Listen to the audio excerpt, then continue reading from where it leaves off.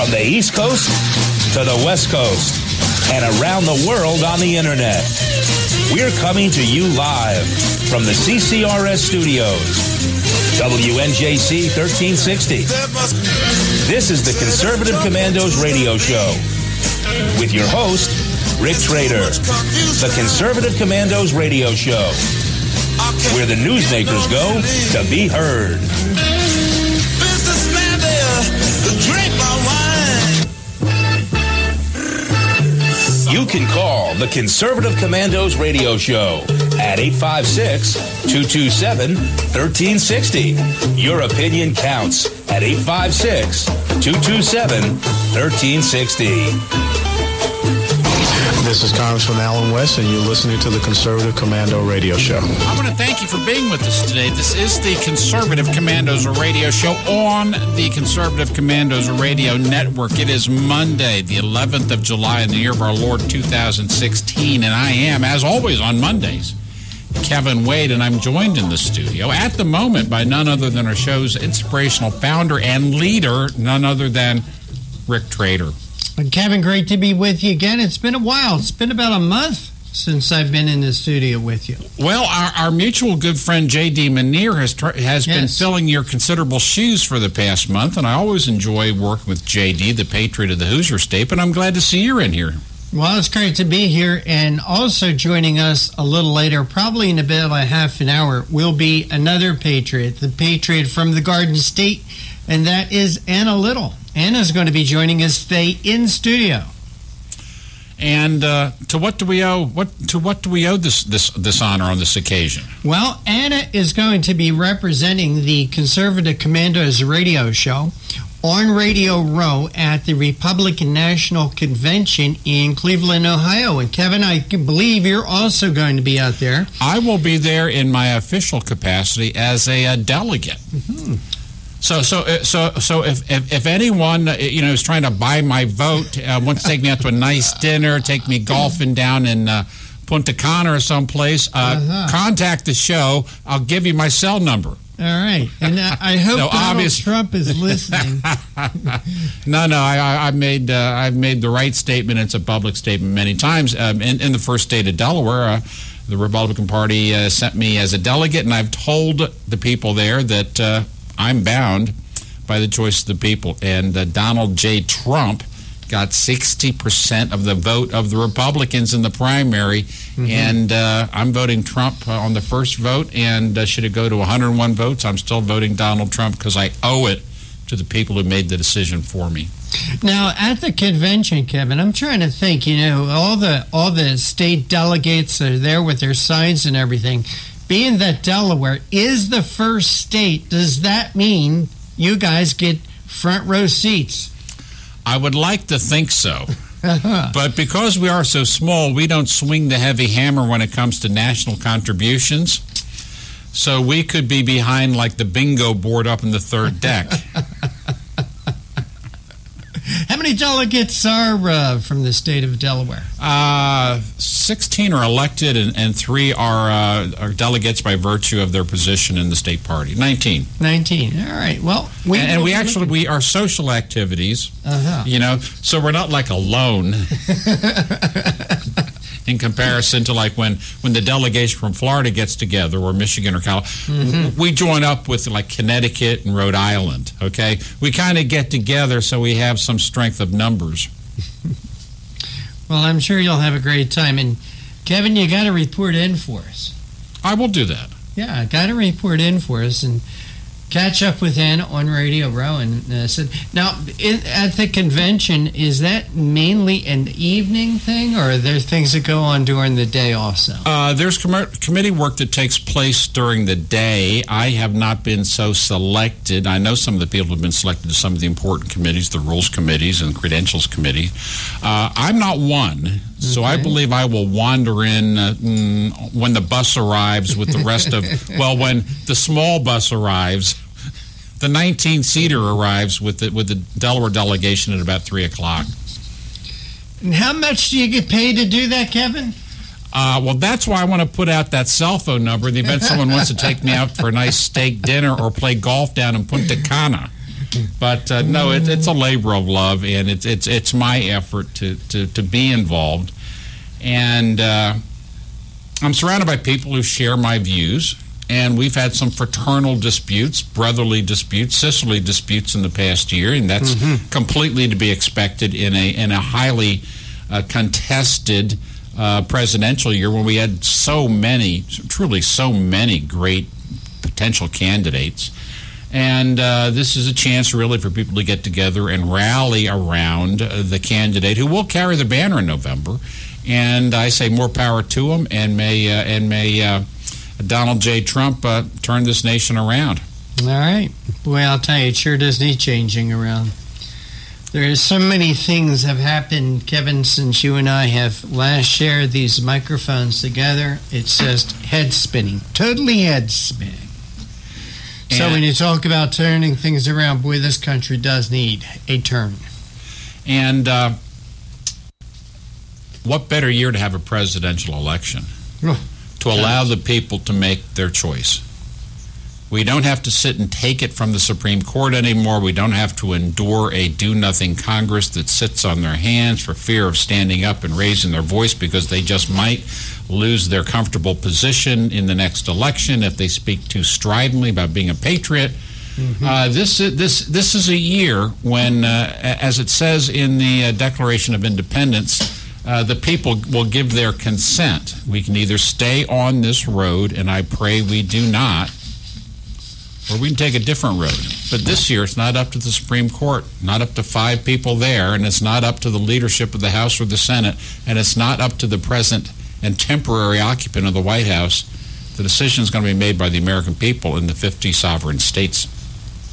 All right. And Kevin, are you going to have a commentary for us today?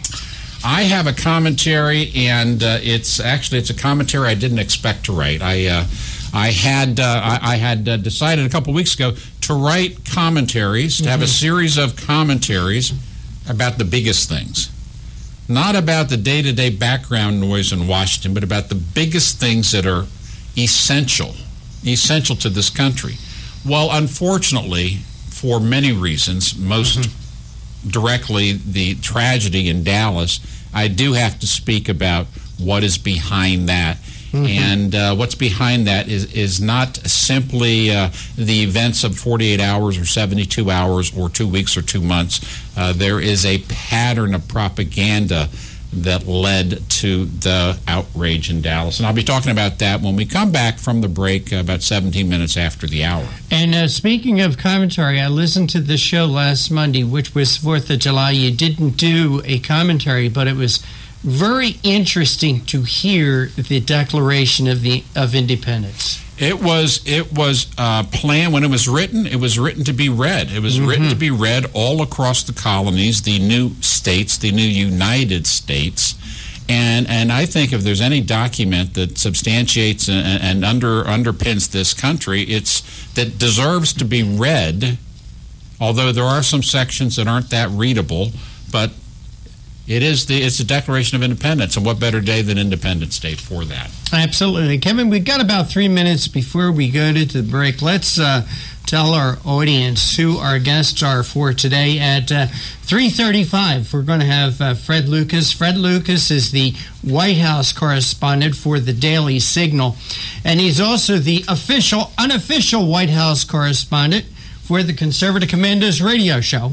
And before joining the Daily Signal, Fred worked for The Blaze and CNSNews.com. Fred is the author of The Right Frequency, the story of the talk giants who shook up the political and media entertainment. And he has a new book out, Tainted by Suspicion: The Secret Deals and Electoral Chaos of Disputed Presidential Elections. And that's Fred Lucas, and he's going to be joining us to discuss an article that he has written, Could Putin Face Resurgent NATO? Russian Aggression, a top issue for Obama's final summit. Well, you would think it should be the top issue. I suspect it's going to be global warming. Yeah. However, at 4:05, Mike Brown is coming in. Michael Brown, he's the founder and president of FIRE School of Ministry, Fire School of Ministry in Concord, North Carolina, and director of the Coalition of Conscience, host of the nationally syndicated talk show, the Line of Fire, as well as host of the TV show Answering Your Toughest Questions, which airs on the NRB TV network. Dr. Brown is author of 25 books. His newest book is Authentic Fire, a response to John MacArthur's Strange Fire. Dr. Brown's a national and international speaker on themes of spiritual renewal and cultural reformation, and don't we need that? And he's debated Jewish rabbis, agnostic professors, and gay activists on radio, TV, and on college campuses, and that's a chore for one man to take on. Indeed. And he's going to be talking to us at 4:05, Dr. Michael Brown. Who do we have coming in after the 4:30 mark? Okay, at 4:30, our good friend Robert Knight. Bob Knight is a senior fellow for the American Civil Rights Unions and a Washington Times contributor. His experience includes 7 years as editor and writer at the Los Angeles Times, a regular weekly columnist for the Washington Times, townhall.com, and One News Now Network. Robert is a media fellow at the Hoover Institute.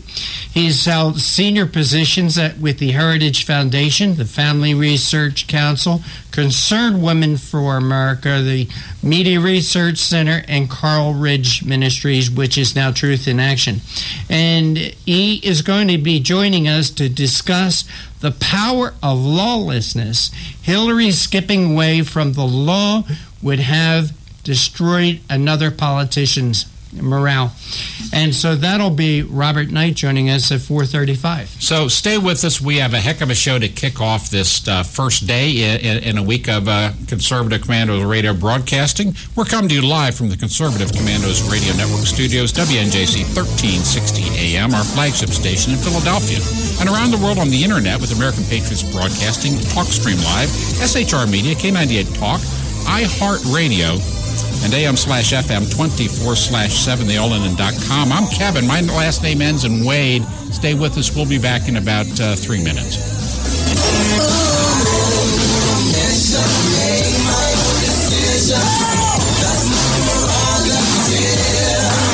They say I'm crazy. I really don't care. That's my prerogative. They say I'm nasty, but I...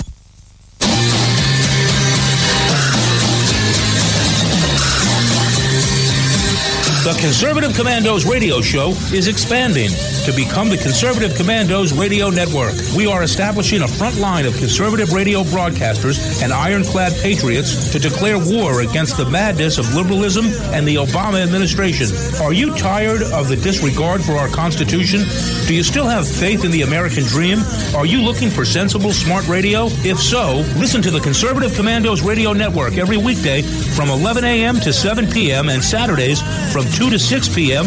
on WNJC Radio, 1360 on your AM dial, or around the world on the internet at WNJCradio.com. Check out our website, CCRSnetwork.com, for rebroadcasts and network updates. We are the Conservative Commandos Radio Network, where now even more newsmakers go to be heard.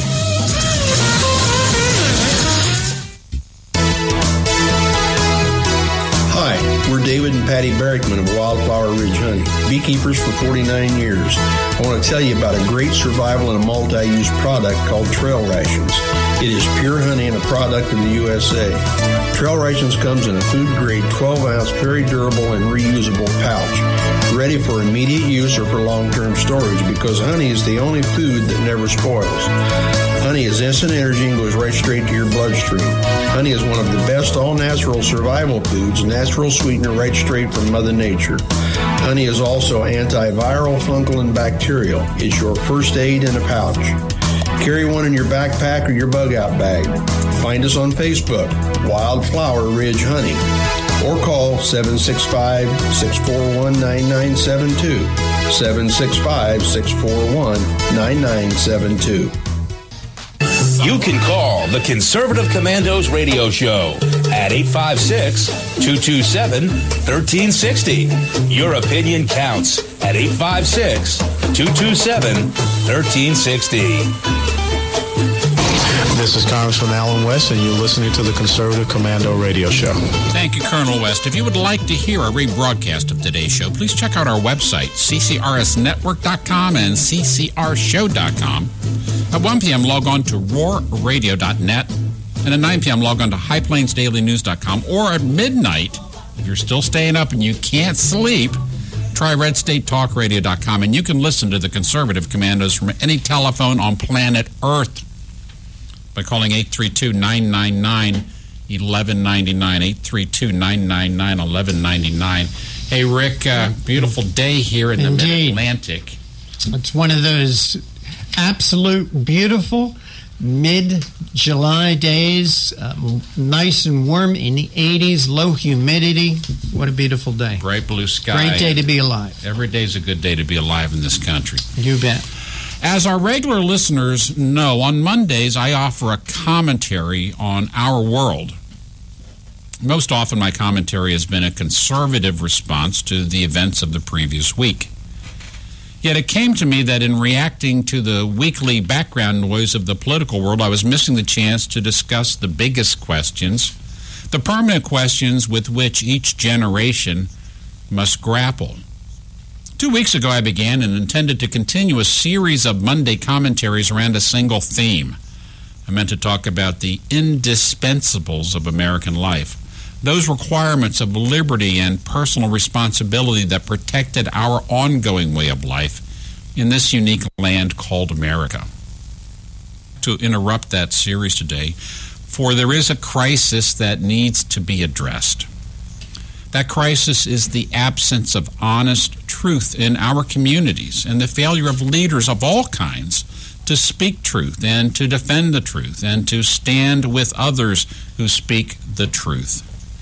This crisis was a long time brewing. It had its origins in the liberal notion, a delusion really, that there are no truths, that everything is relative. 2 + 2 only equals 4 if that is your personal experience. Otherwise, it's not the truth. This fanciful notion, this self-deception, was advanced by many leaders on the left, including in the mainstream media. This wide acceptance of this foolish notion deterred people from speaking plainly about the obvious, what is clear to see. In fact, an honest criticism of the long-term consequences of denying the obvious became in itself another truth to be denounced by leftists in this country.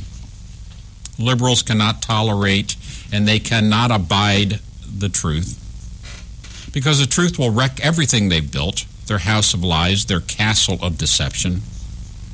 In the past 2 years, we've seen a movement with financial support from George Soros affiliates take up a broad message that, quote-unquote, Black Lives Matter.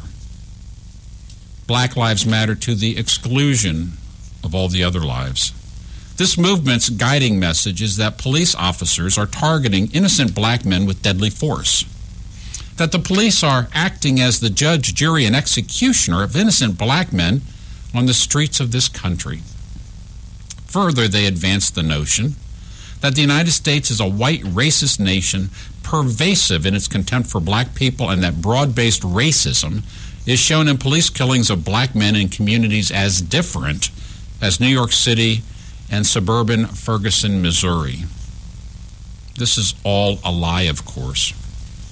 The propaganda put forth by liberals was intended to bring their voters to the polls. The Democrats knew several years ago that without Barack Obama on the ticket, there would be no large turnout of black voters needed to swing the election in 2016. This led to the theme of a deeply racist America in which black voters would only be rescued by the Democrat Party. Oddly, few in the mainstream media asked how the country became so quickly racially divided under the leadership of our first black president. Again, the origins of this propaganda is easily recognized by anyone willing to speak to the truth. So, what is the truth around the claims of Black Lives Matter? The Federal Department of Justice maintains records in deep detail about police actions. The DOJ even has an institute to analyze the data and do research. It's called the National Institute of Justice. One researcher and author looked into the data and into the truth. Her name is Heather MacDonald.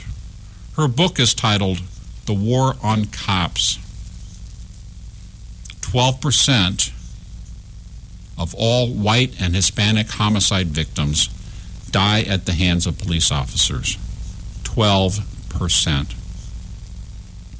Only 4% of black homicide victims die at the hands of police officers. If you're a black person in America today, your greater danger is not from police officers. It is from, regrettably, another black person. The problem in America is not racism. There's far too much violence in the black community perpetrated by members of the same community. Following the title of the book and results of the research, a police officer is 18.5 times more likely to be shot by a black man than a black man to be shot by a police officer. Hence, Ms. McDonald's title, The War on Cops. When the great question unanswered by the urban Democrats is why do they protest the police shooting of a black person and remain mute when the larger carnage is among people in their own communities? That question speaks to the core of dishonesty that propels the liberal movement and the deadly consequences of abandoning the truth. We are to move as a nation to a better place. We need to bring truth back into the public square and at the heart of every conversation.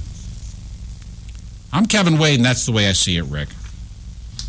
Well, Kevin, I admire your commentary, and I admire your courage to talk about the truth.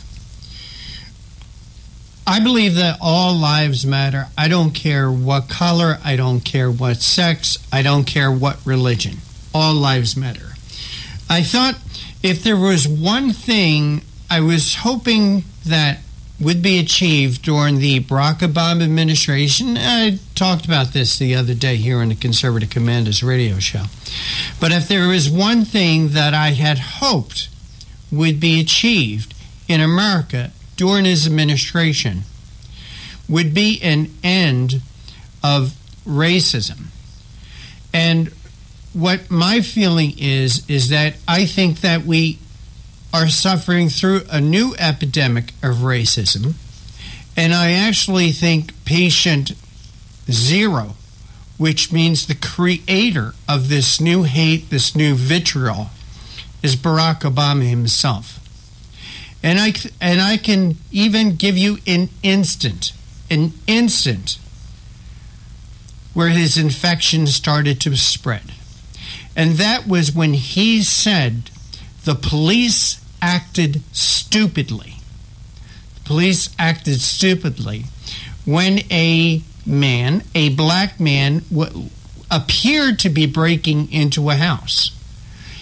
That man happened to own that house, but the police were due diligent in doing their job by asking questions and securing the area to get all the facts. Because this individual was trying to break in through a window. But Barack Obama, in his rush to judgment, as he does quite often, says police acted stupidly. And there you have it, Kevin. In my opinion, that is patient zero of this epidemic.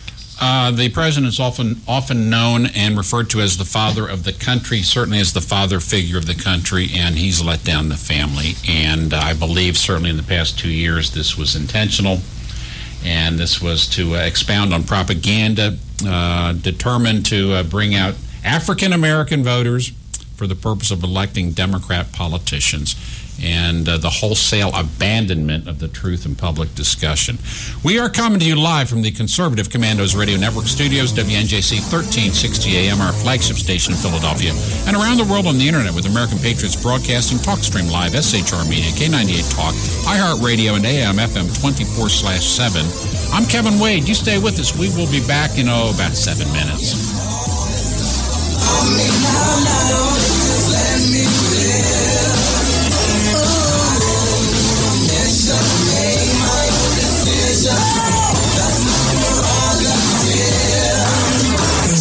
Crazy, I really don't care. That's my prerogative. They say I'm nasty, but This is Rick Trader, host of the Conservative Commandos radio show. And I'm John Forsyth, owner of WNJC Radio. Fellow patriots, the Conservative Commandos radio show is for conservatives, about conservatives, and by conservatives. We are patriots who want to take our country back from the likes of Barack Obama, Harry Reid, George Soros, and Nancy Pelosi. But we can't keep up this fight without your critical support today. Can you help? Please go to www.helpccrs.com right now and make a donation by credit card or PayPal. That's www.helpccrs.com. Our goal is to expose the liberal agenda and distortions. We are fighting to spread the truth about political issues, political leaders, and conservative issues and values. Our hosts are not paid.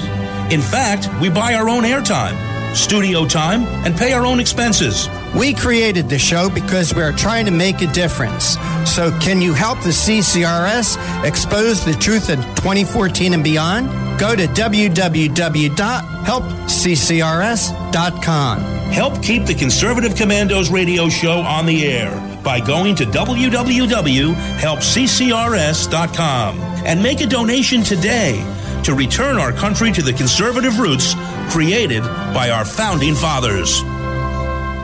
9/11. It's a day that will go down in our history as the most horrific and destructive scene ever to happen on American soil. It will also be, for most Americans who witnessed it either up close or simply watched in horror on TV, America, to participate in a national memorial I call the United Action of Prayer this coming 9/11 and every 9/11 from then on. United Action of Prayer is simply every American stopping whatever they are doing for 1 minute at precisely 9 a.m. and 11 a.m. to either observe 1 minute of silence or pray in memory for the 9/11 victims and their families, and perhaps a prayer of gratitude for living in a country where even 9/11 could not at all weaken the spirit of our great nation. If you're in a crash and have little cash, come to AJ Auto Body. We handle insurance claims fast, and repairs are guaranteed to last at AJ Auto Body. Come check us out, and without a doubt, you'll be satisfied. That's AJ Auto Body, 1345 Delsey Drive in Deptford, New Jersey.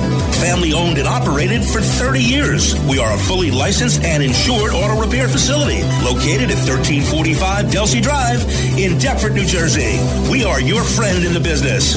So stop in for a free estimate or call us at 856-251-0096. Check us out on the web at www.ajautobody.net.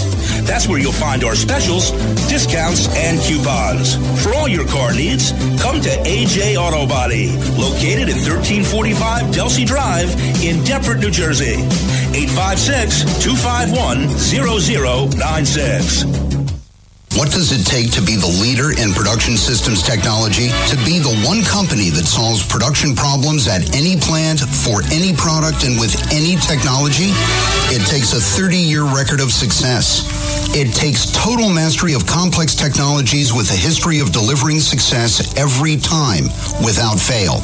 Only one company can claim that high ground in manufacturing line optimization, data automation, and systems integration, and that's Philadelphia Control Systems.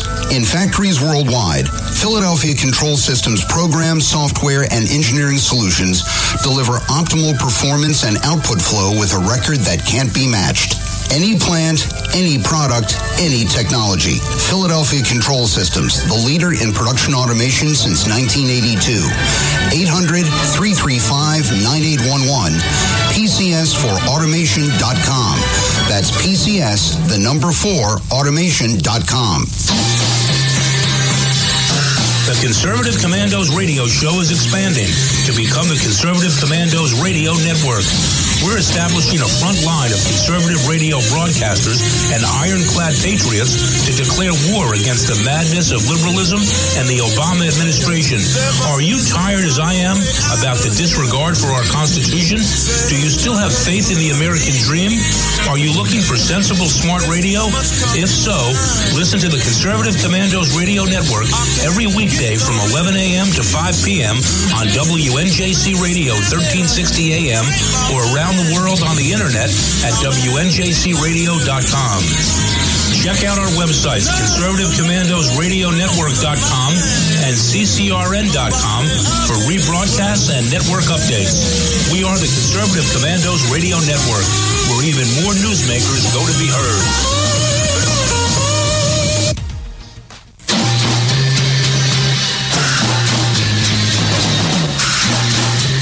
From the East Coast to the West Coast and around the world on the internet, we're coming to you live from the CCRS studios, WNJC 1360. This is the Conservative Commandos radio show with your host, Rick Trader. The Conservative Commandos radio show, where the newsmakers go to be heard. Businessman there, drink my wine. You can call the Conservative Commandos radio show at 856-227-1360. Your opinion counts at 856-227-1360. This is Congressman Alan West, and you're listening to the Conservative Commando radio show. Thank you for staying with us. If you would like to hear a rebroadcast of today's show, please check out our website, CCRS Network and CCRShow.com. Or at 1 p.m., log on to roarradio.net. At 9 p.m., log on to highplainsdailynews.com. Or at midnight, log on to Red State Talk Radio. And as always, you can listen to the Conservative Commandos from any phone by calling 832-999-1199. Hey, I'm delighted, Rick, to be joined in the studio by none other than, our very good friend, Anna Little. Anna, how are you? I am glad to be with you guys. It's the best hour and a half this week of my week, and I'm very grateful to be here. And you have the honor, since you've joined us, to really make the introduction and lead the interview with our very first guest for the week. Go ahead, Anna. Thank you so much. Fred Lucas is the White House correspondent for the Daily Signal and the unofficial White House correspondent for the Conservative Commandos radio show. Before joining the Daily Signal, Fred worked at The Blaze and CNSNews.com, and he's the author of The Right Frequency, the story of talk giants who shook up the political and media establishment. And he has a new book, Tainted by Suspicion, The Secret Deals and Electoral Chaos of Disputed Presidential Elections. Fred, welcome back to Conservative Commandos radio show. Thanks for having me on. Well, I'm delighted to have you on, and I'm looking at an article that you wrote. It's dated July 7th, 2016, this year. Could Putin face resurgent NATO? Russian aggression a top issue for Obama's final summit.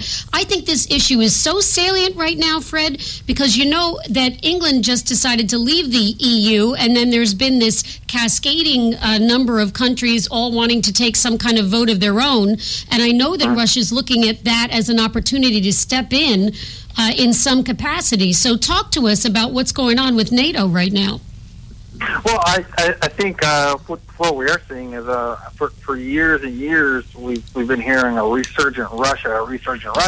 I think NATO essentially sort of made it their focus over this past weekend with the summit to sort of reassert itself. And as you said, with the EU situation, which is primarily an economic alliance, I think it is important to show that these countries are still allied on a defense front, and demonstrate to Putin that Eastern Europe is not fair game, as we've seen with Putin targeting Ukraine, Georgia. An interesting and important part of that is going to be what are we going to see the next president here in the U.S. do. NATO wants to provide more resources to countries like Poland and also the Baltic states, 3 Baltic states. During the Obama administration, we saw Obama withdraw missile defense from those countries. So it will be interesting to see what the next president and what their agenda is on that, and also with NATO, with the going forward on that. But the U.S. needs to show leadership, and that's always been the case with NATO. Yeah, well, I understand the concern of Poland, given what's gone on in the Ukraine. Just to kind of review quickly on that, the Ukrainian people had wanted to join the EU. Russia didn't want that, and they annexed Crimea. And then there's been this terrible military unrest in the Ukraine since then. Do you want to comment on some of that? Well, yes, that was something. I think what is important to say is that a lot of what has happened has been part of the Obama administration and the Clinton State Department, their agenda in doing the reset button. Some of the listeners might remember that there was I think, sort of a notion with the administration that some of the reasons why Russia and Putin were getting more aggressive, and in that case, at that time, the thing in Georgia, was that maybe the U.S. was just being a little bit too imperialistic in some way. So if the U.S. could just be nicer and do this whole reset button gimmick, then Putin would like us more. That didn't quite work out the way the Obama administration expected. Putin just became more aggressive, and I think from Putin's perspective, that showed some weakness. Yeah, and then, fast forward to now with Poland and the Baltic states. In your article, you say they're gearing up against Russia. It's an opportunity, I guess, for the United States to really show, now that we see what that tactic has resulted in Russia stepping up and feeling emboldened. This is an opportunity, I guess, to work with our allies in a different capacity, potentially, and in getting things back in balance, perhaps, in that area. Do you agree? Yes, yeah, it is. There's going to be new battalions, additional battalions in Poland and the Baltic states, and that's specifically for defense against a possible Russian invasion. I think we've even seen Putin has sort of stepped up and condemned this as being sort of a threat to him in some way. So it does seem to have rattled Vladimir Putin a little bit because he's been, I think you could say he's been sort of smug in recent years towards the U.S. And so this does mean it might be a little bit. So some people might see it as a little bit too little, too late, but certainly with regards to Ukraine, I think some of that could have been prevented. What we saw in Ukraine had the U.S. been sort of more aggressive from the get-go. But I can't agree with you more on the subject of Ukraine. I think we really let them down. They were using peaceful means in democratic fashion, much in the style that we have operated here in the United States. And I believe that we encouraged Ukraine earlier in their history to give up nuclear weapons with the promise that we'd be there in the potential that there might be an invasion by Russia. And, of course, we let them down.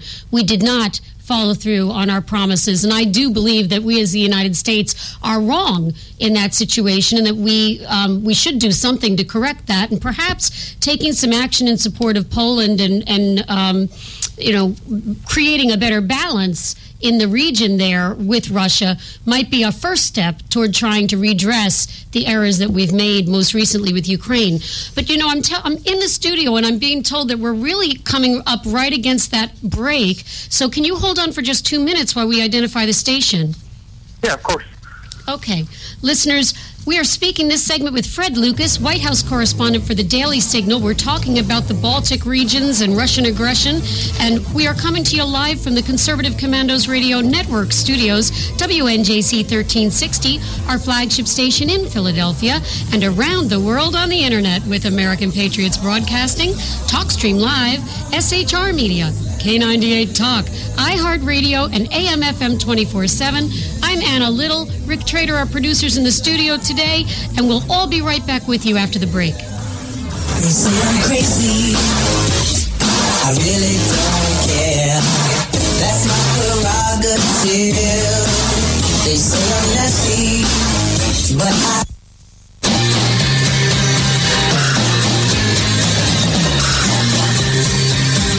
The Conservative Commandos radio show is expanding to become the Conservative Commandos radio network. We are establishing a front line of conservative radio broadcasters and ironclad patriots to declare war against the madness of liberalism and the Obama administration.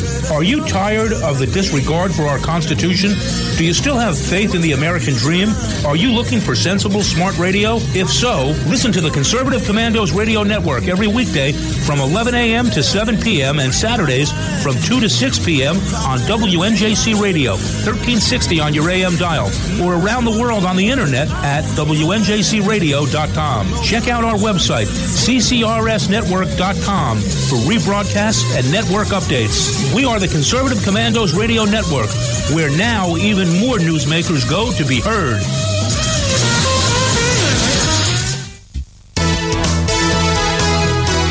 Hi, we're David and Patty Barrickman of Wildflower Ridge Honey, beekeepers for 49 years. I want to tell you about a great survival and a multi-use product called Trail Rations. It is pure honey and a product of the USA.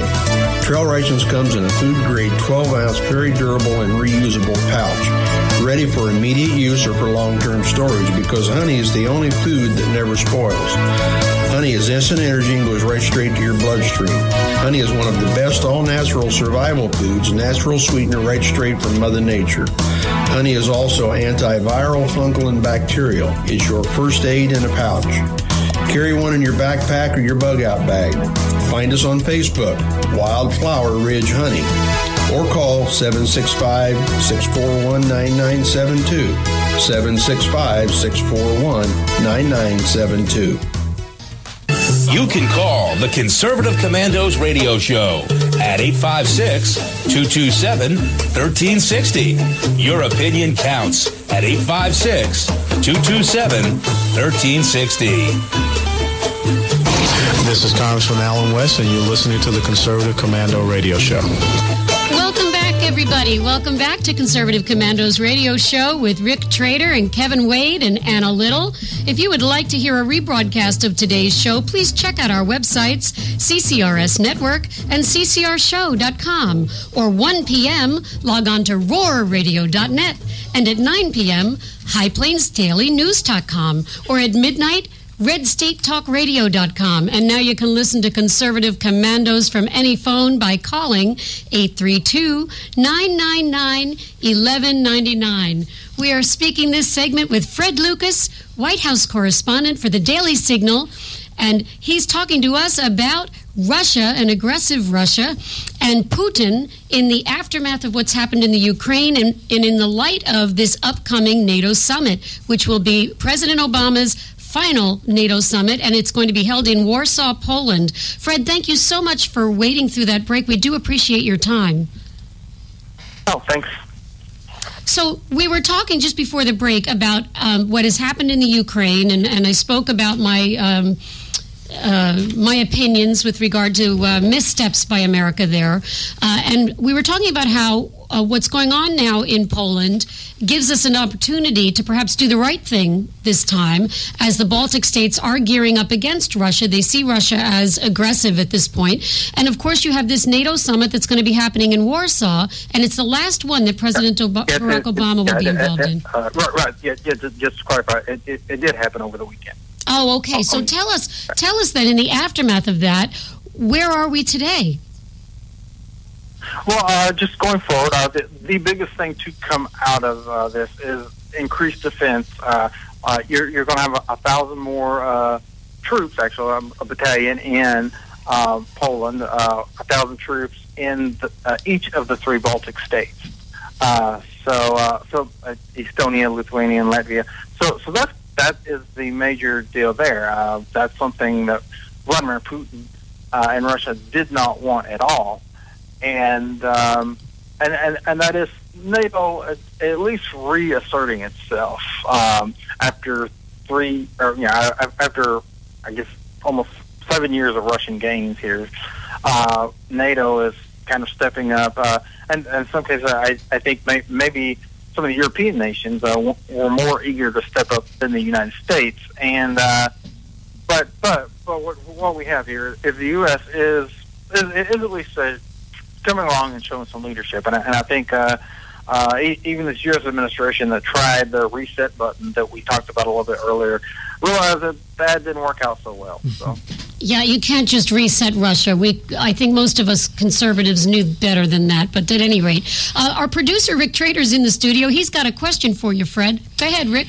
Fred, as you and Anna were speaking in the early part of the interview about Obama being a letdown to NATO, it reminded me how Obama was welcomed by the European countries when he was elected. And I can remember European leaders saying, we finally have a president. Fred Lucas, are they eager to get rid of Barack Obama now? Are they glad to see the end of his term? And how are they feeling about the potential of a Hillary Clinton being president? Well, it was Hillary Clinton who was sort of the ringleader as much as anyone with the whole reset button theory. So that's something to consider on that. I think most European leaders are going to kind of keep that close to their chest in terms of like what they're going to publicly say in any presidential election. But yeah, I mean, in terms of how European leaders practically endorsed Obama going back to 2008 because they thought they were so much against the George Bush administration, and they thought he was a little too aggressive on the international front, which I mean, might also be correct. He may have been a bit too aggressive on the international front in some cases, but going the opposite direction, being, I think, obsessed with being the president that ends wars, getting out of, going into other topics, getting out of Iraq too early, allowing the rise of ISIS, coupling that, which is also a threat to Europe, obviously. Mm-hmm. Those things, European leaders and Europeans, I think, just in general, the public is seeing that. Well, there's an error to the other extreme as well.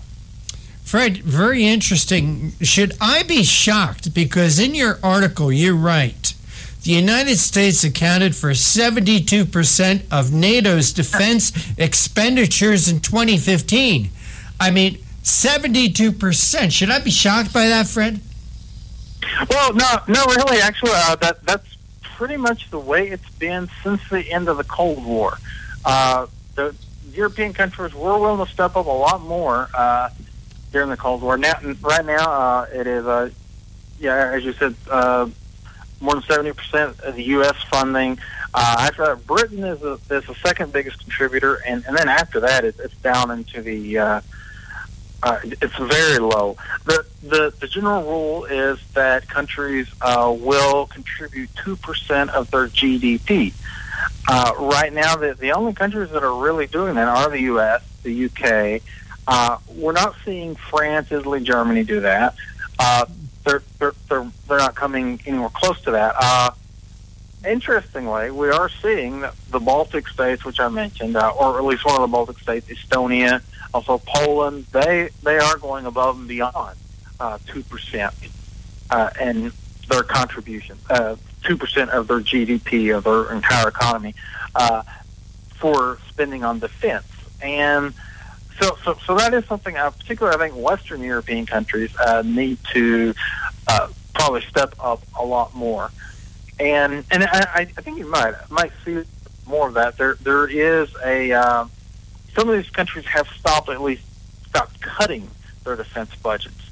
Now, one problem here is that some of these Western European countries that have cut their defense budgets a lot during the Obama administration and have not really fulfilled their NATO obligations, one rationale they've given is that they pointed to the U.S. and said, well, the U.S. is cutting their defense spending too. So, in that sense, the Obama administration has given some of our NATO allies an excuse to cut their defense spending. Hey, and I wanted to ask you, I mean, what is your reaction to 72% U.S. Accounting for 72% of NATO defense expenditures? I mean, that's incredible. Well, it's certainly over the responsibility that we should bear as a player in NATO. And I'm a conservative, and I'm a fiscal conservative, and I think that the other countries involved in NATO have to step it up.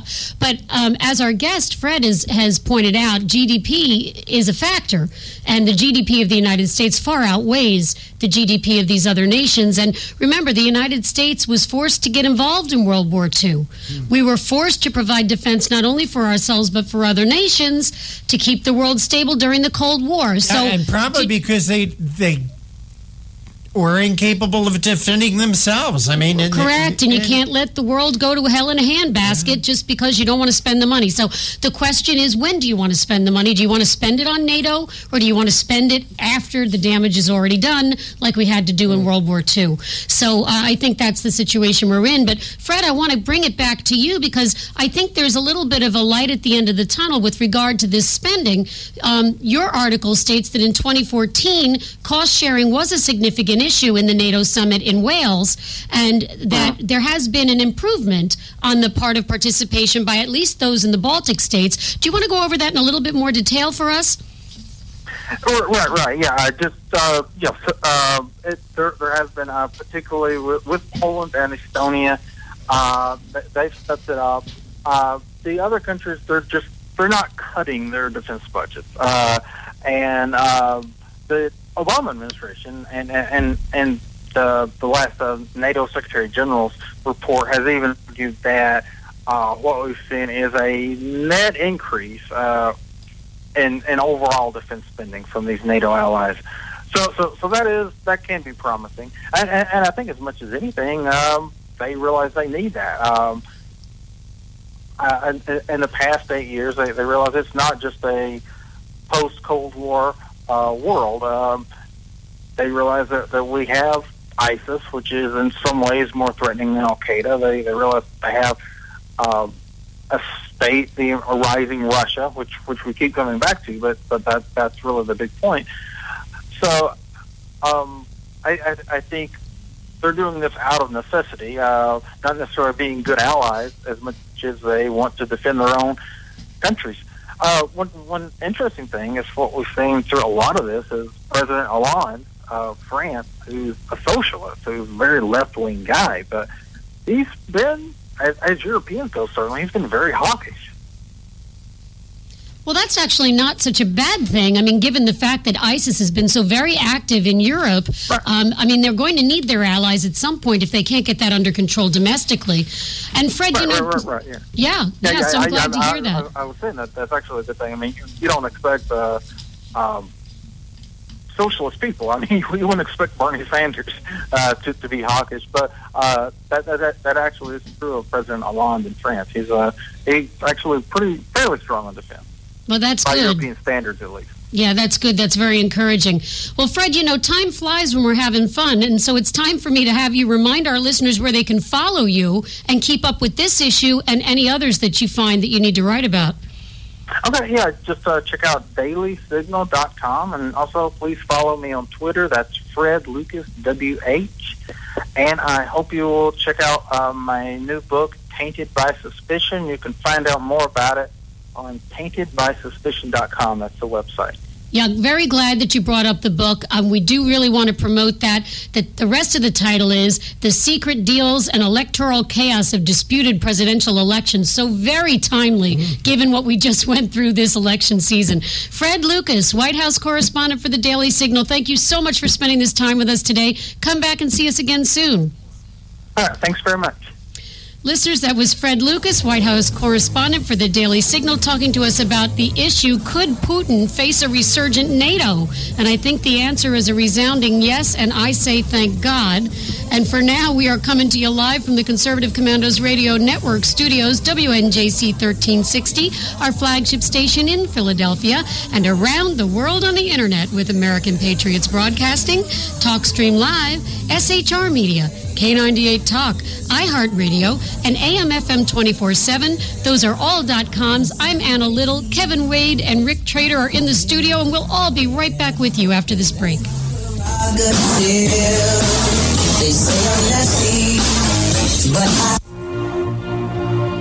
This is Rick Trader, host of the Conservative Commandos radio show. And I'm John Forsyth, owner of WNJC Radio. Fellow patriots, the Conservative Commandos radio show is for conservatives, about conservatives, and by conservatives. We are patriots who want to take our country back from the likes of Barack Obama, Harry Reid, George Soros, and Nancy Pelosi. But we can't keep up this fight without your critical support today. Can you help? Please go to www.helpccrs.com right now and make a donation by credit card or PayPal. That's www.helpccrs.com. Our goal is to expose the liberal agenda and distortions. We are fighting to spread the truth about political issues, political leaders, and conservative issues and values. Our hosts are not paid. In fact, we buy our own airtime, studio time, and pay our own expenses. We created the show because we are trying to make a difference. So can you help the CCRS expose the truth in 2014 and beyond? Go to www.helpccrs.com. Help keep the Conservative Commandos radio show on the air by going to www.helpccrs.com and make a donation today to return our country to the conservative roots created by our founding fathers. 9/11. It's a day that will go down in our history as the most horrific and destructive scene ever to happen on American soil. It will also be, for most Americans who witnessed it either up close or simply watched in horror on TV, America, to participate in a national memorial I call the United Action of Prayer this coming 9/11 and every 9/11 from then on. United Action of Prayer is simply every American stopping whatever they are doing for 1 minute at precisely 9 a.m. and 11 a.m. to either observe 1 minute of silence or pray in memory for the 9/11 victims and their families, and perhaps a prayer of gratitude for living in a country where even 9/11 could not at all weaken the spirit of our great nation. If you're in a crash and have little cash, come to AJ Auto Body. We handle insurance claims fast, and repairs are guaranteed to last at AJ Auto Body.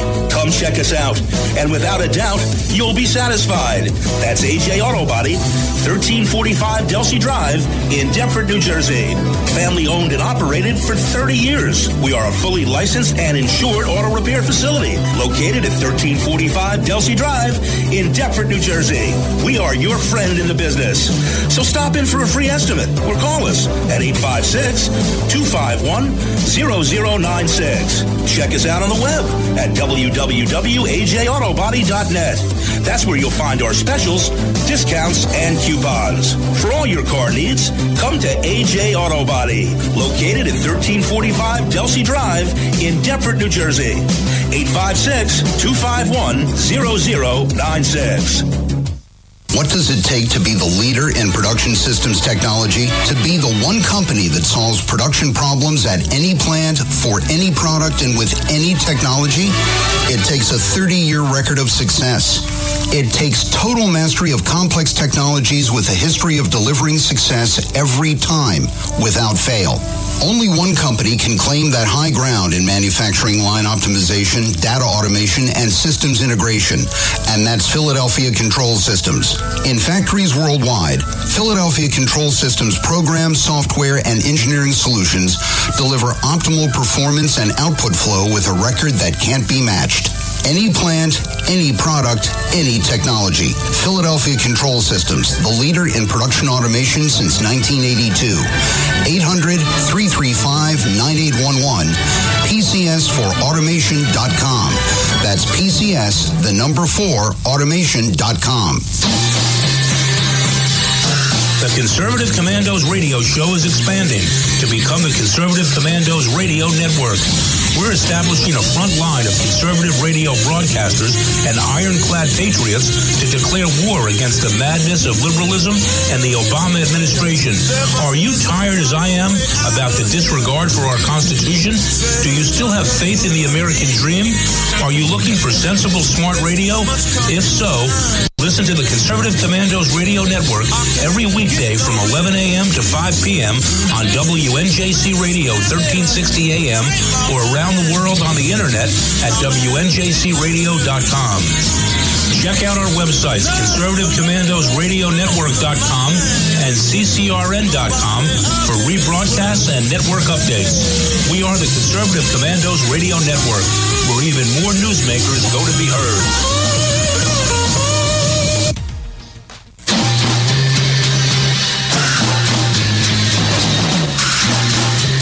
From the East Coast to the West Coast and around the world on the internet, we're coming to you live from the CCRS studios, WNJC 1360. This is the Conservative Commandos Radio Show with your host, Rick Trader. The Conservative Commandos Radio Show, where the newsmakers go to be heard. Businessman there, drink my wine. You can call the Conservative Commandos Radio Show at 856-227-1360. Your opinion counts at 856-227-1360. This is Congressman Alan West, and you're listening to the Conservative Commando Radio Show. Welcome back, everyone. Welcome back to Conservative Commandos Radio Show with Kevin Wade and Anna Little. If you would like to hear a rebroadcast of today's show, please check out our websites, CCRS Network and CCRShow.com, or at 1 p.m., RoarRadio.net, at 9 p.m., HighPlainsDailyNews.com, or at midnight, RedStateTalkRadio.com. And now you can listen to Conservative Commandos from any phone by calling 832-999-1199. Kevin Wade is with me, and he has the honor of the next introduction. Kevin, take it away. Thank you, Anna. Mike Brown is the founder and president of FIRE, Fire School of Ministry, in Concord, North Carolina, director of the Coalition of Conscience, and host of the nationally syndicated daily talk show, The Line of Fire, as well as host of the TV show Answering Your Toughest Questions, which airs on the NRB TV network. Dr. Brown is author of 25 books. His newest books are Authentic Fire, a response to John MacArthur's Strange Fire, and Dr. Brown is a national and international speaker on themes of spiritual renewal and cultural transformation, and he has debated Jewish rabbis, agnostic professors, and gay activists on radio, TV, and college campuses. And with that, Dr. Michael Brown, welcome back to the Conservative Commandos Radio Show. Great to be with you. Thanks for having me. You have a column out, All Lives Matter. Would you walk our audience through it? Yeah, sure thing. It was late Thursday night. I was getting ready to turn in. I had not been following the news.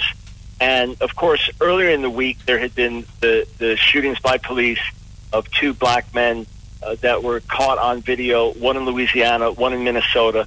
And the perception was that these were shootings that didn't have to take place, and the one in Minnesota in particular seemed all the more grievous. And then Thursday night, of course, a black man targeting white policemen and murdering 5 in cold blood. And earlier in the week, there were headlines, Black Lives Matter, shouting at us. And then Thursday night, late, there were headlines shouting Blue Lives Matter. And I thought, this is an awful time in our history right now. It's a painful time, a time of growing divide in the culture. We're right on the edge of all-out race wars exploding, and it's coming from many, many different angles. And I just need to shout out that all lives matter, not to deny anyone's pain, but to say this is a joint corporate pain right now, and we've got to come to the point where even if we're going to offend each other, even if we're going to upset one another, we've got to commit to talking to each other and to putting the difficult questions on the table. And I followed up over the weekend with another article, it's also up on the stream.org, about 10 declarations that I made, 10 things that I believe are right and truthful that we need to address and we need to talk through honestly, because things are very explosive. There are leaders on all sides of this that want to use this as a political football for political advantage, and somehow we've got to do better than that right now. Why have our political leaders allowed this to become a football? This is a very, very inflammatory, incendiary subject, racial relations in this country. Yeah, well, I think a few things are happening. Unfortunately, I feel the Obama administration has divided us more than united us. We had a great opportunity with our first black president, which meant that a large number of whites had to vote for him or he wouldn't have been in. That we had a great opportunity to step even further, to say the sky is the limit for people of any background, any color, any ethnicity, and let's come together as one nation.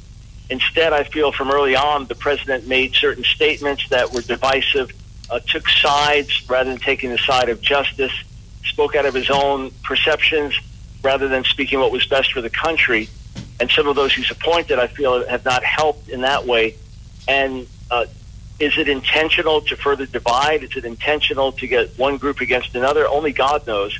But I feel that's been destructive. And then if you look at, say, a campaign of Donald Trump, which has been a strongly nationalistic campaign, there were many that put nationalism before conservatism in voting for Donald Trump in the primaries, and put nationalism before Christian values in voting for Donald Trump in the primaries.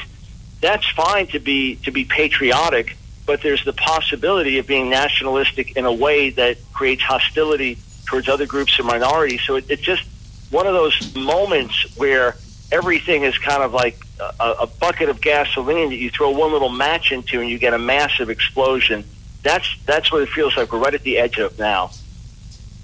But let me interrupt, because I do want to ask for a clarification. Do you have any examples when Donald Trump spoke against any group of Americans? Well, here's the thing. Is everyone listening carefully and parsing every word? In other words, I am with him. Look, I was an endorser of Ted Cruz, and Ted Cruz had very, very strong views about immigration. So I'm not blaming Donald Trump directly. What I'm saying is that when you make certain statements in a strongly nationalistic climate, Trump is not one to nuance his statements. So it's very easy for those that tend towards racial or ethnic biases to then jump on those and say, you're anti-immigrant, therefore you're anti-Mexican, anti-Hispanic, or something like that. And you might say, no, if you listen to everything Trump said, he didn't say that. I understand that. But the way certain things are said in a volatile climate, if they're not nuanced, is just going to create more of this potential animosity. And then let's just say that what he said was fine. We know what the media is going to do it, and a lot of people are not going to listen to the politicians' actual words, but they're going to listen to the sound bites, the way that they're pushed forward in the media. So then the media is going to make it into bigotry. I just wrote an article defending Donald Trump against charges of being an anti-Semite.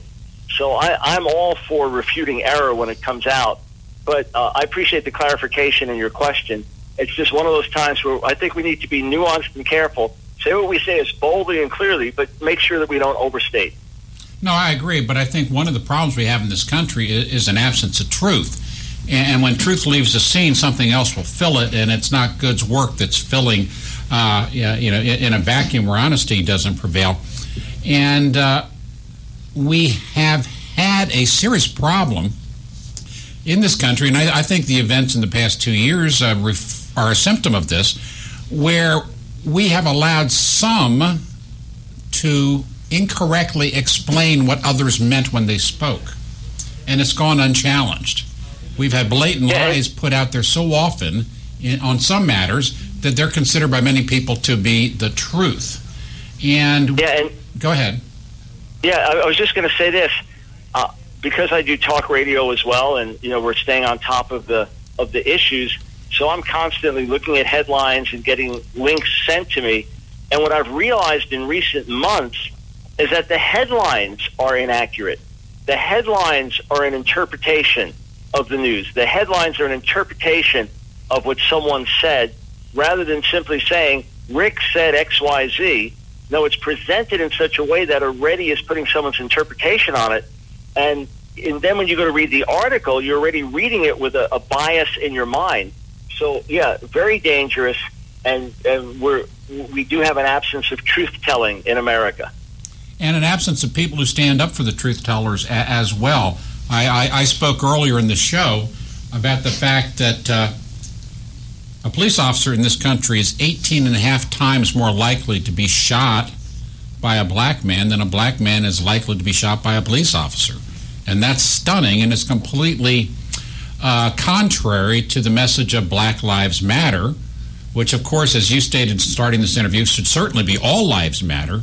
But when you take the truth and you twist it so much and you repeat it so often, you end up, I think, finding some people whose mental stability is very fragile, who think they are doing some heroic work by climbing to the top of a multi-level parking garage with a semi-automated rifle in Dallas last week. I think that you can create an environment where someone thinks they're serving a higher purpose by doing destruction, and that can only be fought by a very straightforward and continuous dispensing of the truth. Look, you look at the Palestinian-Israeli conflict. Yes, there are issues growing up as a Palestinian, and there will be certain things you face, and Israel is far from perfect in what it does, but you grow up with this narrative fueled by radical Islam that the Jews are the sons of monkeys and pigs, that they want to kill you, that the only good Arab is a dead Arab, and on and on. You go on with this rhetoric, they're trying to exclude you from the Temple Mount, and you're not going to be allowed to pray in the Al-Aqsa Mosque, or they're going to defile the mosque. And there's this constant rhetoric, anti-Jewish rhetoric, and you go to paradise if you kill a Jew and so on. Then you've got 13, 14, 15-year-old Palestinian kids getting out of school and saying, let's go kill Jews, and they go over and start stabbing people. So when you see a certain narrative presented over and over and over, and then in exaggerated terms, obviously that's going to incite all kinds of hatred and violence. And yes, the unstable among us are going to be the first ones to act. We have Dr. Michael Brown on the phone. We're going into a break. Dr. Brown, would you stay with us so we can pick up this conversation on the other side? Yes, sir. You got it. We are coming to you live from the Conservative Commandos Radio Network Studios, WNJC 1360 AM, our flagship station in Philadelphia. And as you might guess, around the world on the Internet, with American Patriots Broadcasting, TalkStream Live, SHR Media, K98 Talk, iHeartRadio, and AM, FM 24/7, theallendon.com. I'm Kevin Wade. Anna Little's in the house. And I understand she's going to the Republican National Convention to do some on-the-spot work for the network. That'll be fun, for her at least. Maybe not the guests. Stay with us. We'll be back in 2 minutes and 49 seconds. Yeah, that's my prerogative. They say I'm nasty, but I...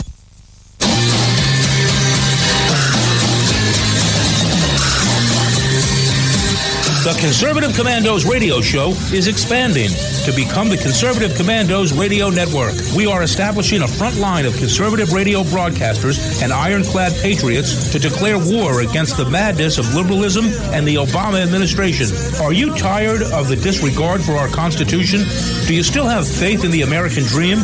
Are you looking for sensible, smart radio? If so, listen to the Conservative Commandos Radio Network every weekday from 11 a.m. to 7 p.m. and Saturdays from 2 to 6 p.m. on WNJC Radio, 1360 on your AM dial, or around the world on the Internet at WNJCradio.com. Check out our website, ccrsnetwork.com, for rebroadcasts and network updates. We are the Conservative Commandos Radio Network, where now even more newsmakers go to be heard.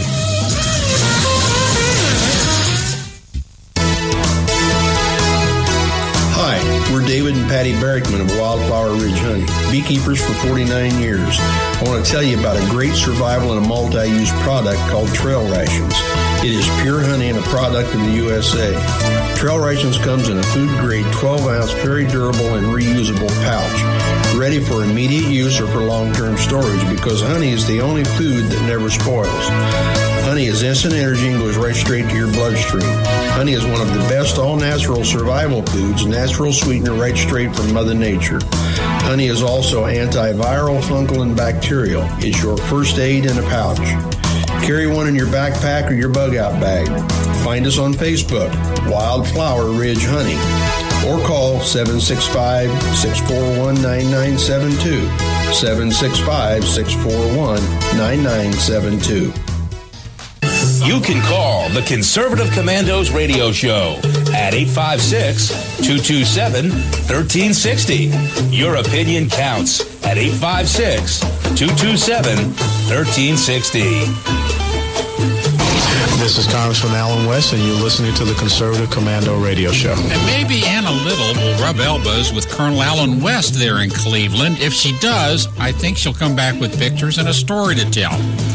But we're coming to you live from the studios of WNJC 1360 AM. And if you would like to hear a rebroadcast of today's show, please check out our website, ccrsnetwork.com and ccrshow.com, or at 1 p.m.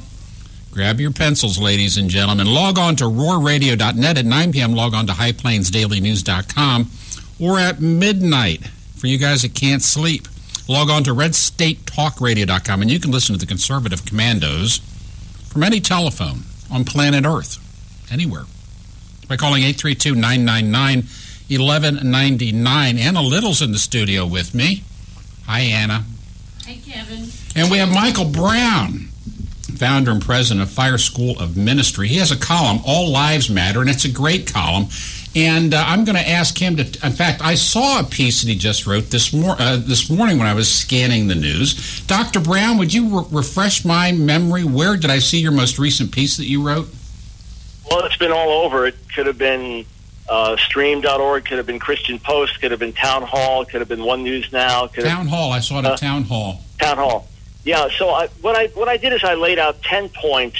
So, look, I don't care if I offend people. It's too critical a time right now. And the first thing I said was, look, white Americans sometimes don't see racism when it is there.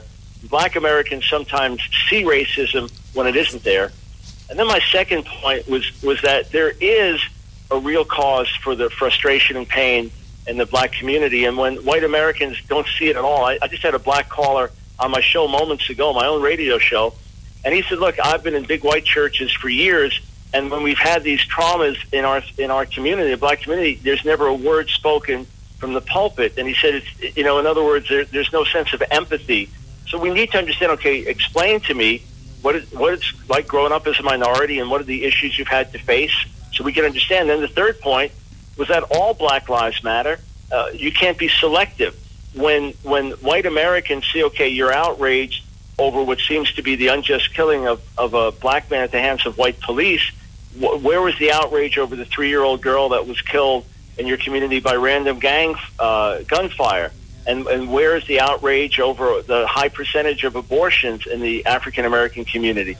We need to make a larger statement there. And then we need to categorically condemn. Every side needs to categorically condemn all speech that leads to violence, that leads to hatred. Everyone has to categorically renounce that. And then we also have to recognize that if we declare war on law and order, then we descend into social chaos. So those are some of the 10 points that I put out for discussion. And interestingly, although a few people are offended and think I'm just back in the Stone Ages in what I'm writing, most from both sides have found it to be very, very helpful. Because look, on every side we have our own perceptions, our own experiences, our own blind spots. And as we say, look, let's move beyond sides. Let's all stand on the side of justice. Let's all stand on the side of fairness in the courts, and let's work towards that. Then we can unify around that and say, wherever there's injustice, let's address it. Wherever there are things that are stirring up hatred, violence, anger, let's address them together as fellow Americans. And I believe ultimately there's far more that unites us than divides us. No, you're exactly right about that. And I think it's terribly wrongheaded for anyone in the media to assume that spokesmen for Black Lives Matter are actually spokesmen for a wider community. They are a spokesman for their group, which could be 50 or 500 or 5. But most folks in every community across this country got up this morning and went to work, and they fought the traffic, and they're trying to make a way through life, and they're trying to get home and get dinner on for the kids, pay the bills, and do the whole thing tomorrow. They're not involved in political movements. They are concerned about the future and their safety. But to think that Black Lives Matter speaks for a wider community is like saying David Duke speaks for a wider community. I think the media loves to pick things up because it sensationalizes the headline and gives them what they call clickbait, which is why you have distorted headlines many websites.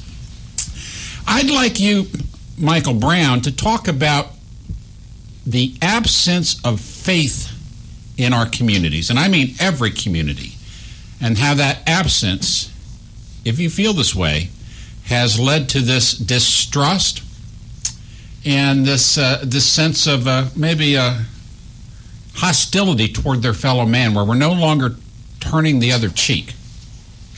Yeah, listen, the fundamental value that gives human dignity and human equality is the fact that we're all created in God's image. Amen. It's a foundation in our Declaration of Independence. You know, we were created, and we were created with equal rights as fellow human beings.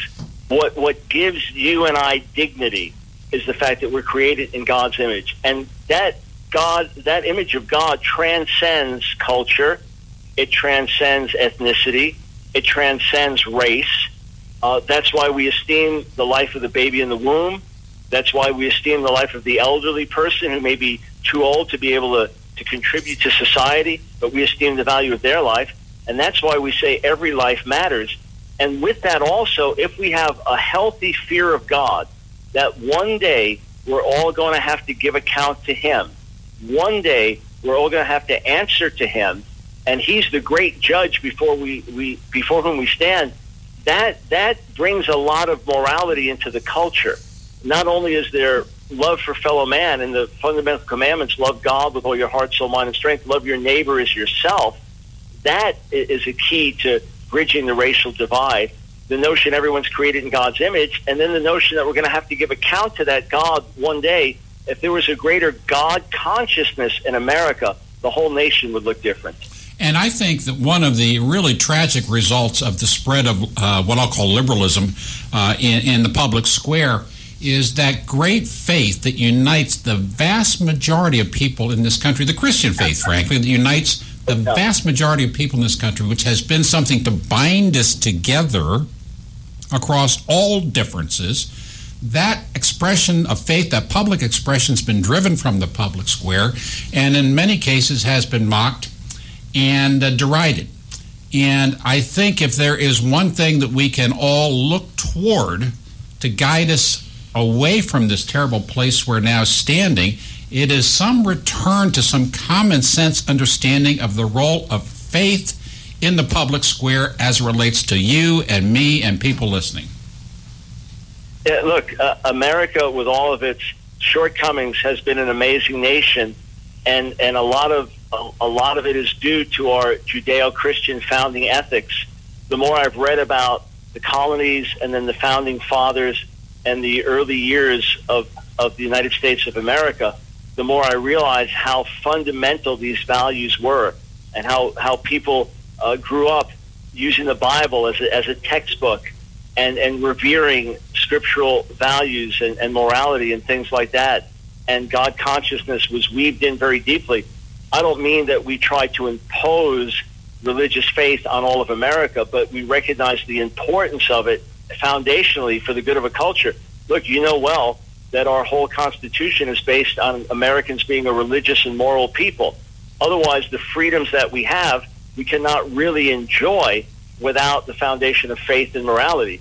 It's like trusting a 3-year-old to drive a car or giving them a gun. You can't do it.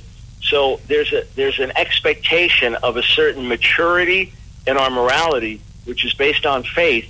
Without that, America crumbles. So absolutely, it's foundational.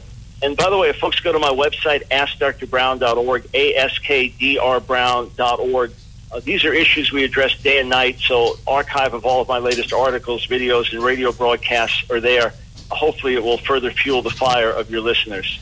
Dr. Michael Brown, thank you so much for being with us today on the Conservative Commandos radio show. Great to be with you. Thanks so much.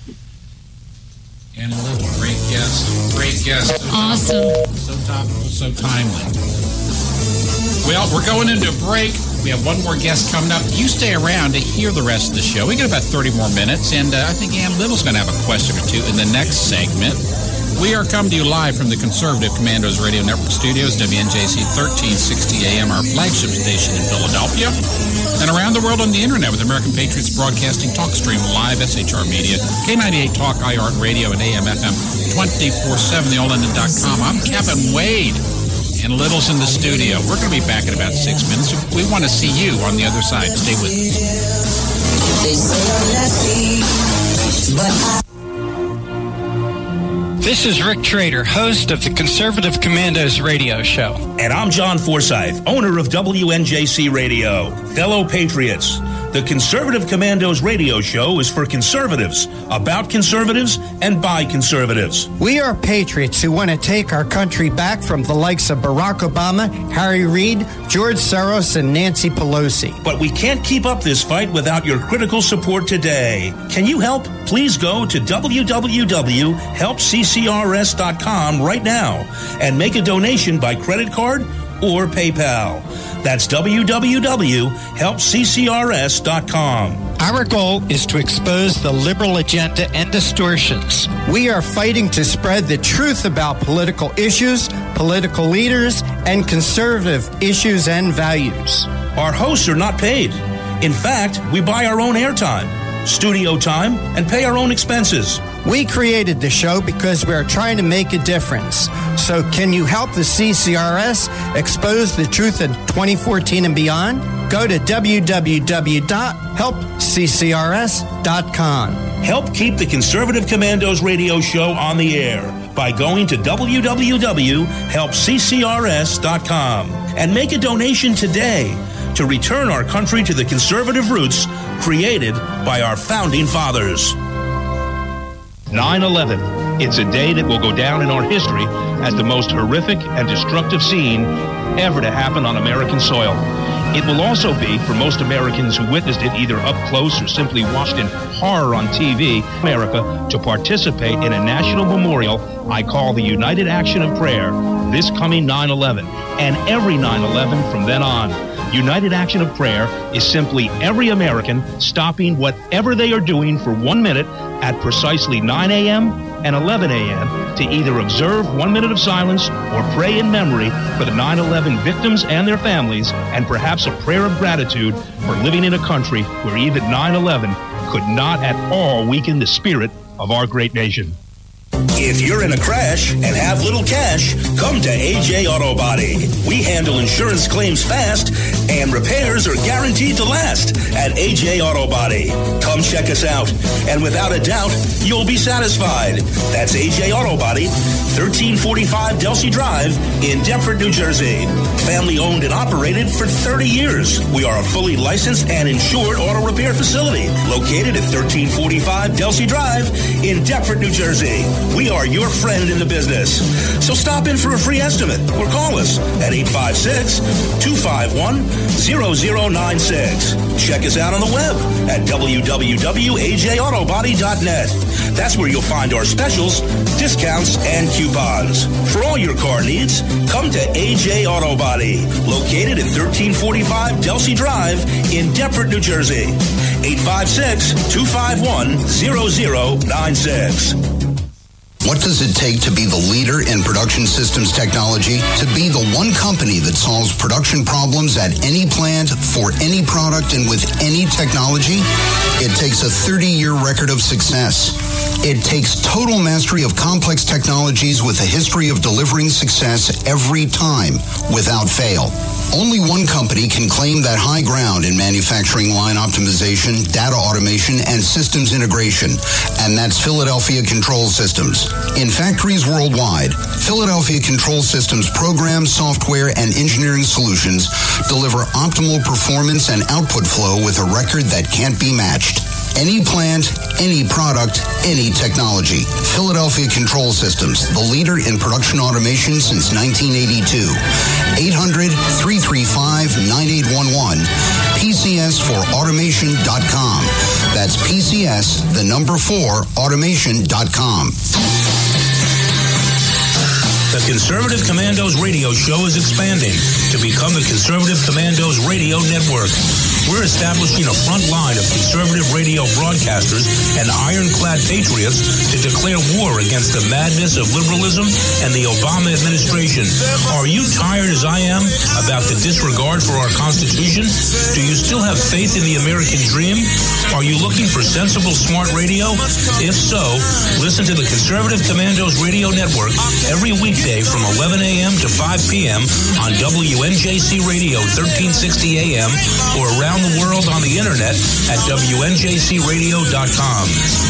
Check out our websites, ConservativeCommandosRadioNetwork.com and CCRN.com for rebroadcasts and network updates. We are the Conservative Commandos Radio Network, where even more newsmakers go to be heard.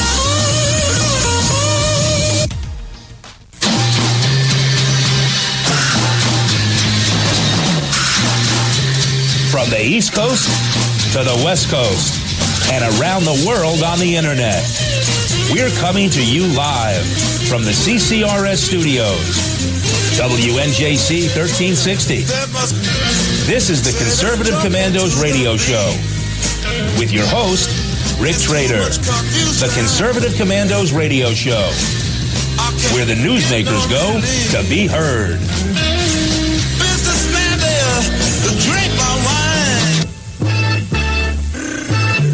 You can call the Conservative Commandos radio show at 856-227-1360. Your opinion counts at 856-227-1360. This is Congressman Alan West, and you're listening to the Conservative Commando Radio Show. Hey, thanks for staying with us. You are listening to the Conservative Commandos Radio Network. I'm Kevin Wade. It's Monday, the 11th of July. Anna Little's in the studio with me. If you'd like to hear a rebroadcast of today's show, please check out our website, ccrsnetwork.com and ccrshow.com, or at 1 p.m. log on to roarradio.net. At 9 p.m. log on to High Plains Daily News, and at midnight, if you're not sleeping for some reason, log on to redstatetalkradio.com, and you can listen to the Conservative Commandos from any phone by calling 832-999-1199. Anna, it's great to be working with you. Glad to be here, Kevin. And we're coming up on, we're saving the best for last. We're coming up on our final guest for this first show of the week. Robert Knight is a senior fellow for the American Civil Rights Union and a Washington Times contributor.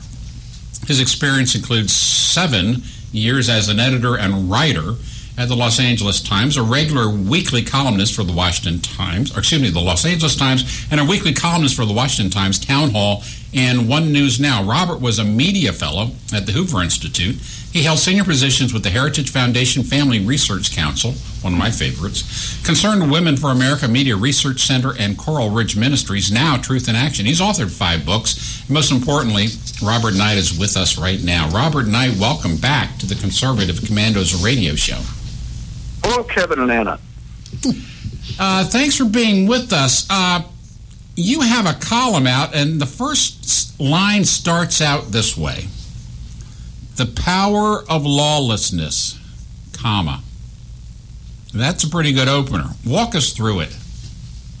Well, I start out talking about lawlessness in many forms, and that moral anarchy takes many forms. And it ends up talking about Hillary Clinton getting off even after FBI Director James Comey clearly outlined a case against her that should have been brought in court. But it starts with little things, too. And I've talked about New York City, where lawlessness plagued the residents and tourists in New York for years, and Rudy Giuliani came along and applied the broken window theory, which is that if you let small crimes go, it soon leads to big crimes. So they began cleaning up the city. They didn't tolerate littering, squeegee men bothering motorists, public urination, things like that. They cleaned it all up, and what do you know? Crime dropped. People got the message that there was law and order. But my concern here is when you see lawlessness at the very top, what does that do to a country? I believe it corrupts the country. And I use the example of the Clintons, not just Hillary, but her husband Bill, whose sexual lawlessness affected a lot of people. A lot of young people said, wow, if the President of the United States can get away with wondering what the meaning of is, and doesn't consider what he did adultery, then who am I to listen to my parents and obey what used to be moral commands from up high? Well, yeah, and there is a moral order in the universe, whether liberals want to admit it or not. I assure you there is. There is an order to everything. Look up at the stars in the sky at night, and they're all exactly where they're supposed to be. But as this lawlessness takes root, do you feel that we're seeing the development of the resulting consequences of years of increased lawlessness by people who used to be exemplars of leadership and order in society, meaning our political leadership? Yeah, not just our political leadership, but our cultural leaders as well. This is why I use the quote about hypocrisy is the tribute that vice pays to virtue, which means that even if you don't live out moral standards, at least don't project that you're corrupt, because it affects other people. Our leaders used to at least be hypocrites. They might have had sordid lives, but they at least had the decency to shield the public from it, and especially kids. But now they don't give a flip about it. Now they parade their immorality, said no big deal, and that kind of stuff has had an effect on the population. And you know, it's something the rich often can get away with because they have the Betty Ford Clinic if they overindulge in substance abuse or alcoholism.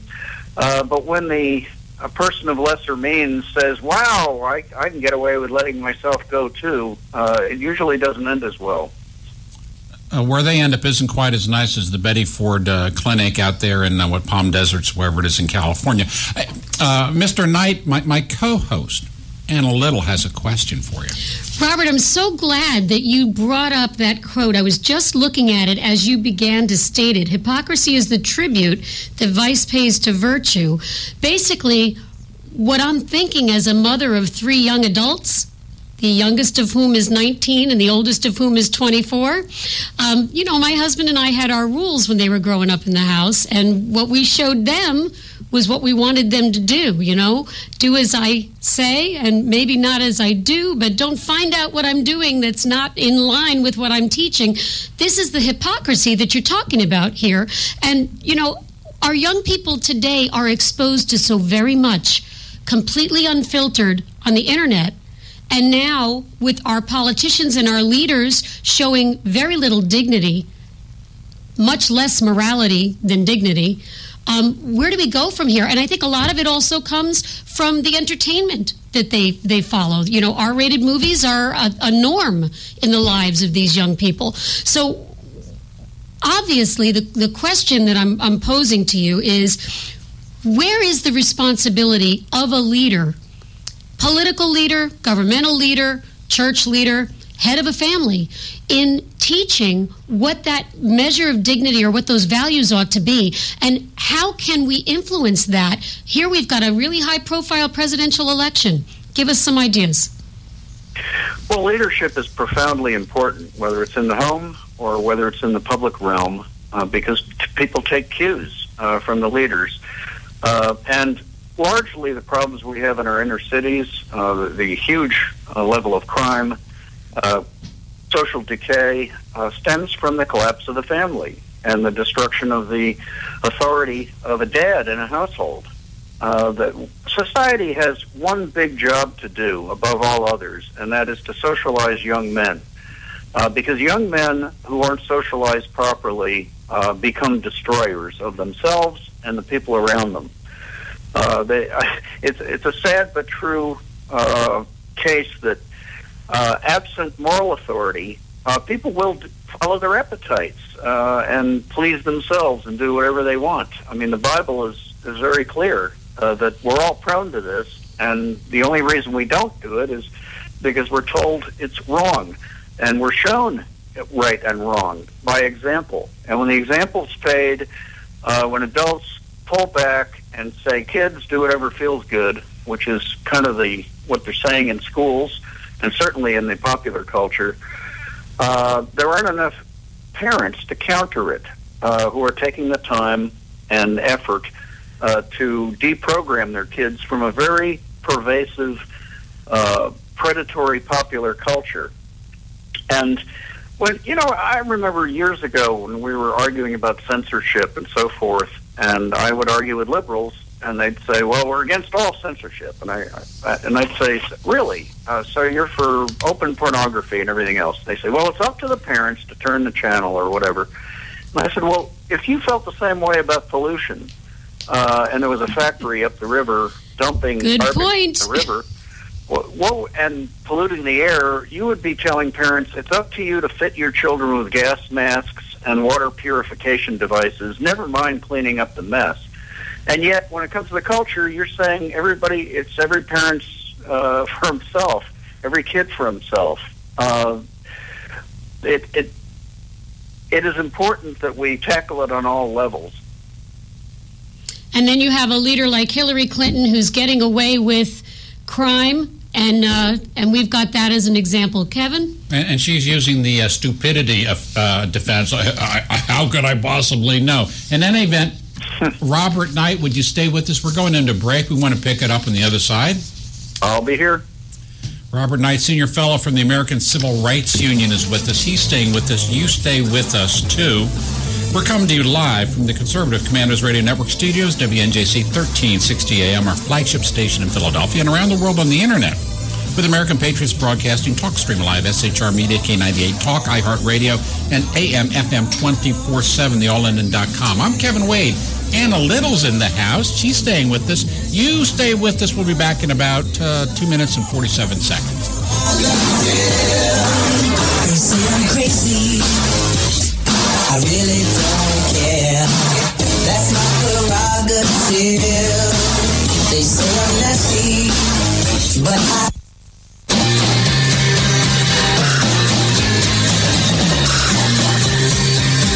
The Conservative Commandos radio show is expanding to become the Conservative Commandos radio network. We are establishing a front line of conservative radio broadcasters and ironclad patriots to declare war against the madness of liberalism and the Obama administration.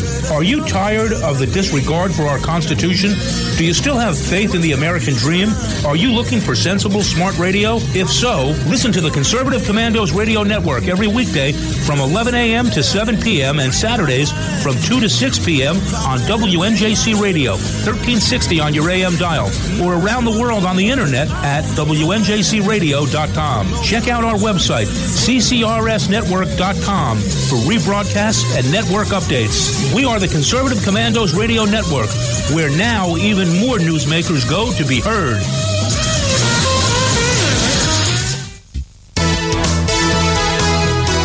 Hi, we're David and Patty Barrickman of Wildflower Ridge Honey, beekeepers for 49 years. I want to tell you about a great survival and a multi-use product called Trail Rations. It is pure honey and a product of the USA. Trail Rations comes in a food-grade 12-ounce, very durable and reusable pouch, ready for immediate use or for long-term storage, because honey is the only food that never spoils. Honey is instant energy and goes right straight to your bloodstream. Honey is one of the best all-natural survival foods, natural sweetener right straight from Mother Nature. Honey is also antiviral, fungal, and bacterial. It's your first aid in a pouch. Carry one in your backpack or your bug-out bag. Find us on Facebook, Wildflower Ridge Honey, or call 765-641-9972, 765-641-9972. You can call the Conservative Commandos radio show at 856-227-1360. Your opinion counts at 856-227-1360. This is Congressman Alan West, and you're listening to the Conservative Commando radio show. If you would like to hear a rebroadcast of today's show, please check out our website, ccrsnetwork.com and ccrshow.com. Or at 1 p.m., log on to roarradio.net. At 9 p.m., log on to highplainsdailynews.com. Or at midnight, log on to redstatetalkradio.com, and you can listen to the Conservative Commandos from any phone anywhere by calling 832 999-1199. Robert Knight, senior fellow for the American Civil Rights Union and a Washington Times contributor, is with us speaking about the power of lawlessness and what happens when the leaders in society shed any pretense of staying within the bounds of a good moral order. Mr. Knight, thank you for staying with us. Well, thanks for having me on. Lawlessness from the top down is another problem, and this relates to the example that's needed. The fact that leadership counts all the time in every time. Yes. Yeah, you have to have leadership from the top down, and it does flow from the top down. That's why when you see Washington out of control, it gives everybody the excuse to be more cynical about politics, about government, about getting involved. In my column, I use the example of the IRS officials, nearly 1,000 of whom were caught cheating on their own taxes, but they stayed on the job. Nothing really happened to them. In fact, some got raises and promotions. And what does that tell the average taxpayer? Is just getting killed with taxes. That there's a different standard for government employees than there is for him.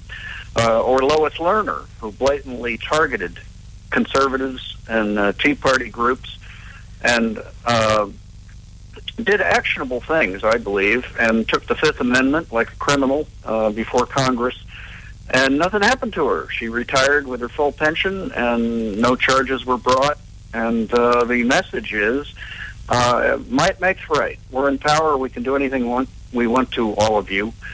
And this makes people cynical.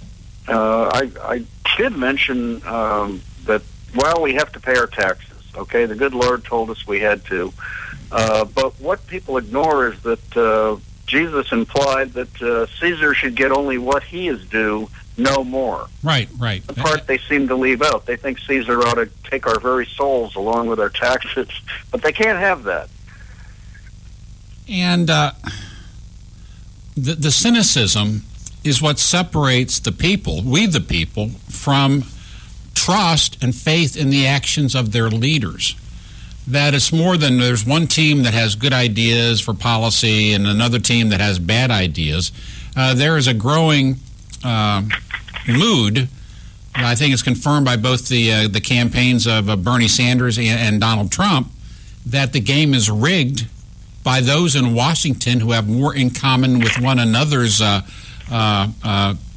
mortal ambitions than they do with our hopes and aspirations out here in the heartland. Yeah, and I think people of lesser means have always felt that the rich get off easier than others, and, that's one of the points of being rich. You get well-connected. Things aren't going to happen to you that happen to the little people. But for some reason in American life, it's gotten worse. The gap has grown. This explains the popularity of Bernie Sanders, who's always railing about the 1%. But also, I think Bernie Sanders' popularity evidences some of the corruption of the American people who want a free lunch. He's a socialist.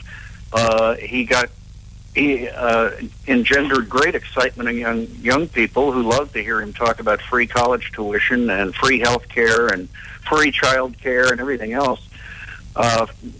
They're all assuming someone else is going to pay for it, and that shows what the educational system has done in this country.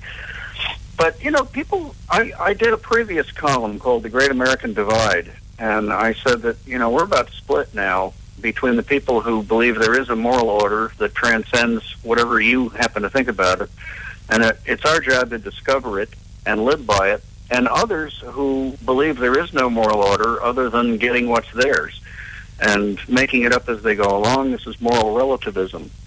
And, it's funny, we have different points of view about human nature. The people on the one hand who think there is a moral order think men and women are flawed, that we're sinners, and therefore nobody should get too much power, and that was the genius of our founders. They understood that, so they gave us a system of checks and balances.